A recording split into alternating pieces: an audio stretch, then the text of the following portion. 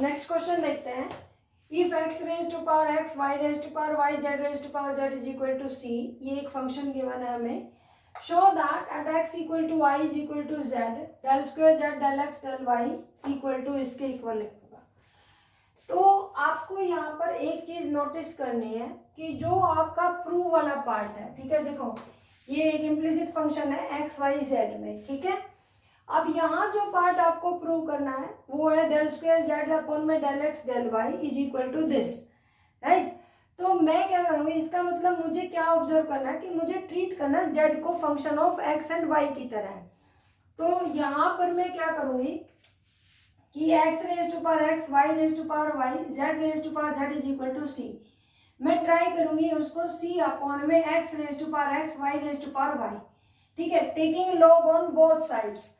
जब मैं लॉग लूंगी तो ये हो जाएगा log of Z raise to power Z log of C upon में X raise to power X, Y raise to power Y. We can write it as log C minus log X raise to power X, Y raise to power Y, ठीक है। This implies log M raise to power N क्या होता है, N log M, तो ये हो जाएगा z log z is equal to ये हो जाएगा लॉग सी, और यहाँ देखो लॉग एम इंटू एन क्या होता है, log m plus log n, तो ये हो जाएगा log x raise to power x, plus करोगे तो ये बाहर माइनस लगा हुआ है, तो यहाँ हो जाएगा log y raise to power y। यहाँ अब ये x log m की पावर n क्या होता है, n log m, तो यहाँ पर ये आगे आ जाएंगे, ठीक है। तो अब आप देखो यहाँ पर हमने एक तरह से कन्वर्ट करने की कोशिश करी है, z is a function of x and y। हम इसे दूसरे तरीके से भी कर सकते थे, मैं डायरेक्ट यहीं पर taking log on both sides कर सकती थी। ये हो जाता है log x raise to power x, y raise to power y, z raise to power z is equal to log c। और अब मैं इसे लिख सकती थी x log x plus y log y और प्लस z log z, ठीक है, is equal to log c। देखो ये log m into n into u कुछ भी मान लीजिए, तो log m plus log n plus log u हो जाता और फिर वो पावर आगे आ जाती है। और अब मैं इसको डायरेक्ट लिख देती z log z is equal to log c minus x log x minus y log y, ठीक है। तो आप दोनों तरीकों से जिससे आपको कंफर्टेबल लगता हो उससे आप जा सकते हैं, ठीक है। अब देखो जब मेरा प्रूव वाला पार्ट में देखती हूँ तो पहले z का derivative with respect to y हुआ है, इसका मतलब मैं इसका partially differentiate with respect to y कर देती हूँ, ठीक है। तो विद रिस्पेक्ट टू y करेंगे तो z एज इट इज, और log z का derivative with respect to y, तो 1 अपॉन में z, ठीक है, इनटू में del z by del y, ठीक है। देखो z तो फंक्शन है x और y दोनों का ना, तो जब मैं विद रिस्पेक्ट टू y करूंगी तो z का डेरिवेटिव तो जीरो होगा नहीं, तो z का पहले हम ये फंक्शन z का है तो 1 अपॉन में z हो गया, फिर z का जब होगा तो del z by del y plus अब log z as it is और खाली z का डेरिवेटिव क्या हो जाएगा, del z by del y, ठीक, इज इक्वल टू ये log c zero, with respect to y करेंगे तो x वाला पार्ट भी जीरो, अब इसका u इंटू वी से होगा माइनस, ठीक है। तो y as it is log y का 1 अपॉन में y, फिर log y as it is और y का डेरिवेटिव 1, ठीक। दिस इम्प्लाइज z से z कैंसिल आउट हो जाएगा, del z by del y common आ जाएगा, अंदर रह जाएगा यहाँ पर 1 और ये प्लस log z, ठीक है, यहाँ से 1 आ जाएगा, यहाँ से log z, यहाँ से माइनस y से y कैंसिल आउट हो जाएगा, 1 प्लस log y,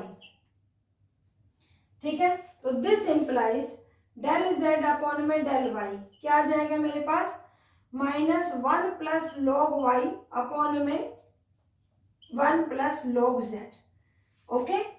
अब एक काम तो मेरा हो चुका है ये वाला, अब मुझे इसका डिफरेंशिएशन अगेन किसके साथ करना है, विद रिस्पेक्ट टू x, ठीक है। तो ये विद रिस्पेक्ट टू x देखिए 1 दिस,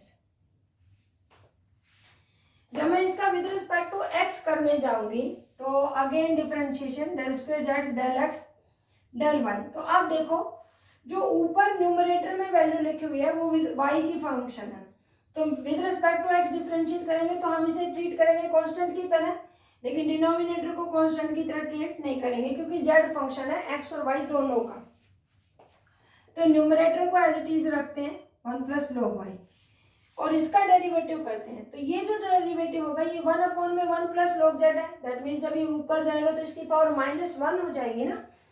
तो 1 प्लस log z की पावर -1 का डेरिवेटिव क्या होगा, -1/1 प्लस जो log z की पावर 2। ठीक है, -2 होती तो मैं नीचे उतार लाऊंगी तो ये हो जाएगा। अब ये होगा मतलब इसकी पावर का डेरिवेटिव। अब अंदर के फंक्शन का जब डेरिवेटिव करेंगे तो 1 का डेरिवेटिव 0 और log z का डेरिवेटिव 1/z। ठीक है, अगर किसी बच्चे को समझ नहीं आया तो वो समझे। मैंने क्या किया है, -1 प्लस log y को कांस्टेंट कर लिया और इसका derivative with respect to x किसका 1 प्लस log z की पावर -1 का। तो जब मैं इसका डेरिवेटिव करूंगी तो ये वाली ब्रैकेट एज इट इज आ जाएगी और इसका डेरिवेटिव क्या आएगा, -1 इंटू में इसकी पावर 1 प्लस जो log z की पावर -2 और फिर इसका जब डेरिवेटिव करूंगी मैं, क्योंकि ये तो पावर का हुआ, -1 आगे आ गई और इसकी पावर -2 हो गई। तो जब मैं इसका डेरिवेटिव करूंगी तो 1 का 0 और log z का क्या आएगा 1/z। ओ शिट, तो डेल z अपॉन में डेल x साथ में, क्योंकि z का डेरिवेटिव z की रिस्पेक्ट में नहीं हो रहा, विद रिस्पेक्ट टू x हो रहा है। तो यहाँ पे del z by del x, तो यहाँ पे आप del z by del x लिखेंगे। ठीक है, तो आई थिंक समझ आ गया होगा।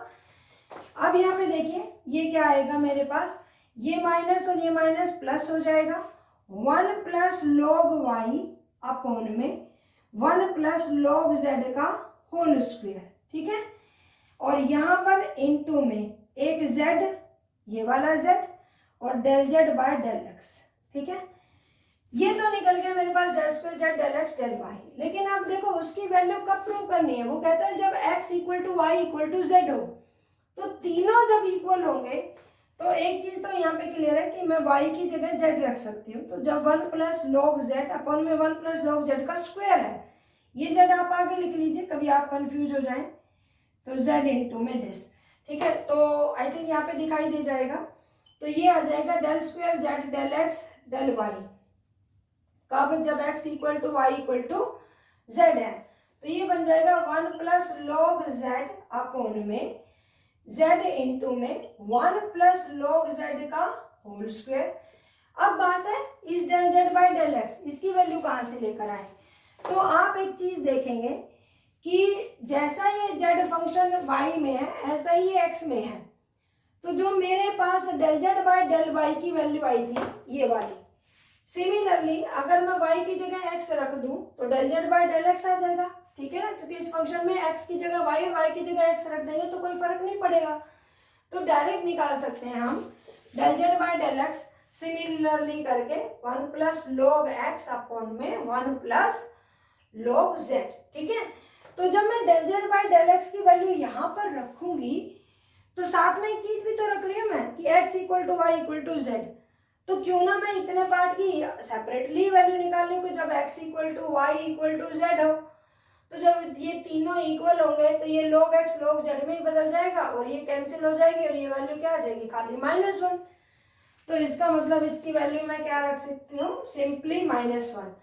ये माइनस आगे आ जाएगा और देखो एक हमारा इससे कैंसिल आउट हो जाएगा।